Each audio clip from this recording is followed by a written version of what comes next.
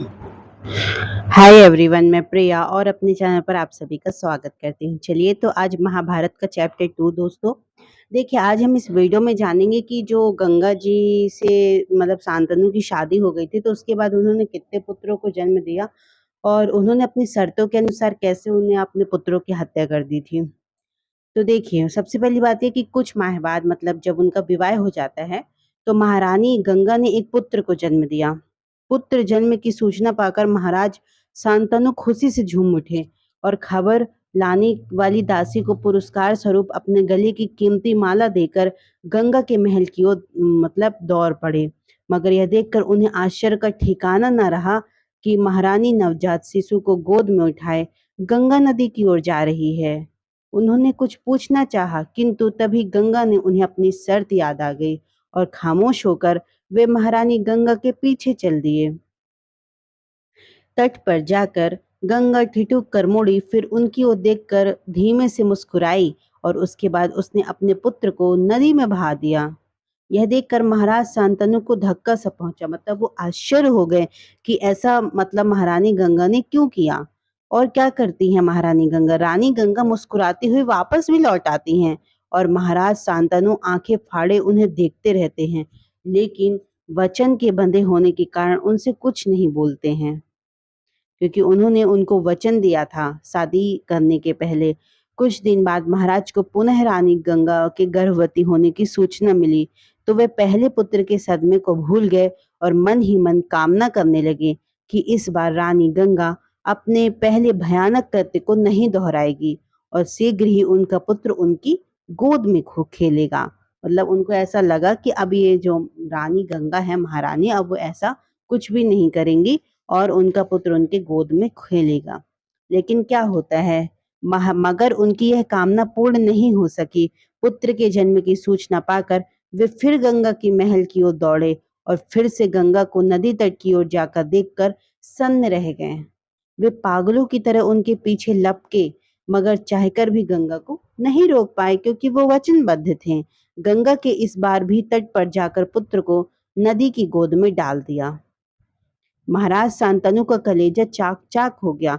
मतलब वो इतना ज्यादा क्रोधित हो गए, मतलब उनकी आंखों में जो क्रोध और पीड़ा के आंसू साथ साथ दिखाई देने लगे। लेकिन वचन के बंधे होने के कारण वे कह ही क्या सकते थे।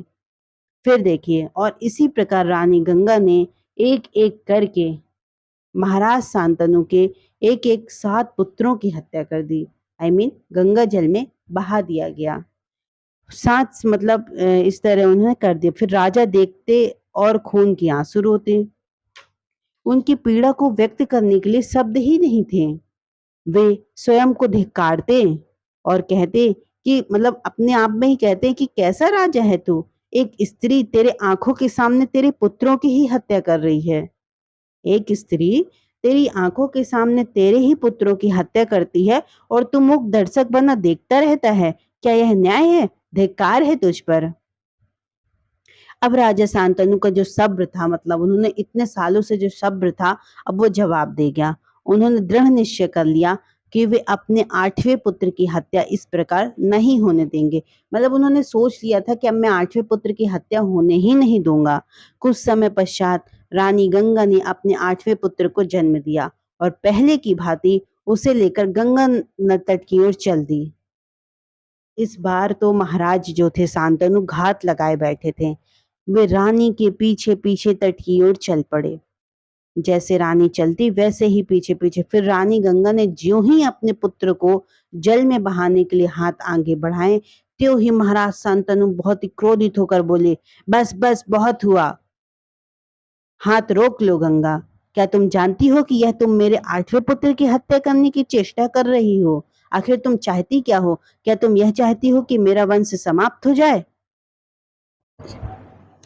क्या तुम चाहती हो कि मेरा वंश समाप्त हो जाए, इस राज्य को कोई उत्तराधिकारी न मिले? बस फिर क्या, महाराज शांतनु की गर्जना सुनकर रानी गंगा के ने हाथ पीछे खींच लिया मतलब, और पलटकर बोली, आपने मुझे टोककर अपना वचन भंग कर दिया है। आपने मुझे टोककर अपना वचन भंग कर दिया है राजन, इसलिए अब मैं आपके पास नहीं रह सकती। किंतु जाने से पहले मैं आपको अपने इस कृत्य का रहस्य अवश्य बताऊंगी। राजन, मैं स्वर्ग की गंगा हूँ।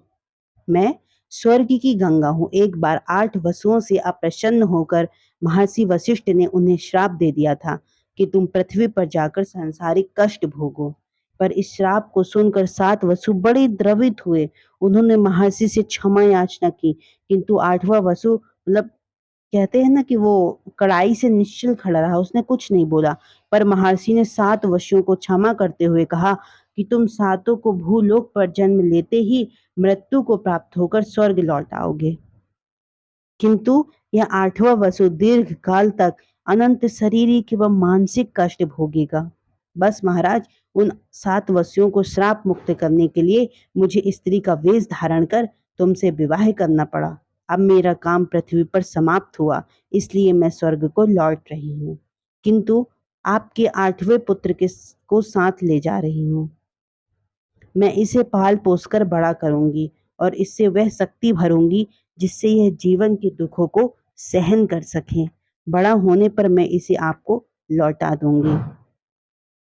इतना कहकर गंगा ने अपने पुत्र को छाती से लगाया और उसे लेकर आकाश मार्ग से स्वर्ग की ओर प्रस्थान कर गई। महाराज शंतनु अवाक रह गए।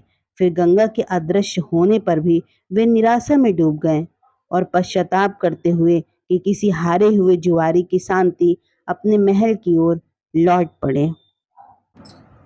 तो देखिए जो मतलब जो वो थे 8वें पुत्र थे, है ना? तो वो ही मतलब देवव्रत बने, जो कि बड़े होकर भीष्म पितामह के नाम से जाने जाते हैं। और आपने देखा होगा कि उन्होंने कितनी मानसिक और शारीरिक पीड़ा का भुगतान किया अपने जीवन पर। तो वही उनका एक रहस्य था, इसलिए मतलब महारानी गंगा ने 7 पुत्रों की हत्या कर दी थी और 8वें पुत्र को मतलब जल में बहाते-बहाते रोक दिया गया। चलिए, तो आई होप आपको वीडियो बहुत पसंद आया होगा। और ये मतलब चैप्टर 2 है दोस्तों, क्योंकि सबसे पहले उनका विवाह हुआ और उनके बाद उनके 7 पुत्रों की हत्या। फिर भीष्म पितामह जब जन्म लिए तो महाभारत को मतलब महाभारत के राज्याभिषेक के लिए उनको युवराज मिल गया था। फिर वहाँ से उनके वंश की तैयारी हुई। चलिए, तो दोस्तों जैसा कि मैं हमेशा से कहती हूँ कि अगर आप सनातन धर्म से हैं तो महाभारत ग्रंथ अवश्य पढ़ें। महाभारत युद्ध इसलिए हुआ था क्योंकि धर्म की रक्षा करनी थी, है ना? अगर अधर्म का साथ देना होता तो फिर महाभारत का युद्ध होता ही नहीं।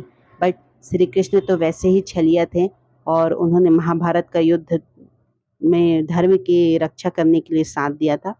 चलिए, तो आई होप आपको वीडियो बहुत पसंद आया होगा। तो ज़्यादा से ज़्यादा हमारे वीडियोज़ को शेयर करें और हमारे चैनल को भी शेयर करें, चैनल को सब्सक्राइब भी करें और वीडियोज़ को शेयर करते रहें। और जहाँ भी मतलब महाभारत जानने की जिसके भी जिज्ञासा है अपने फ्रेंड सर्कल में, फैमिली सर्कल में, तो उनको भी शेयर करें। चलिए, बाय बाय। जय श्री कृष्ण, जय श्री राम।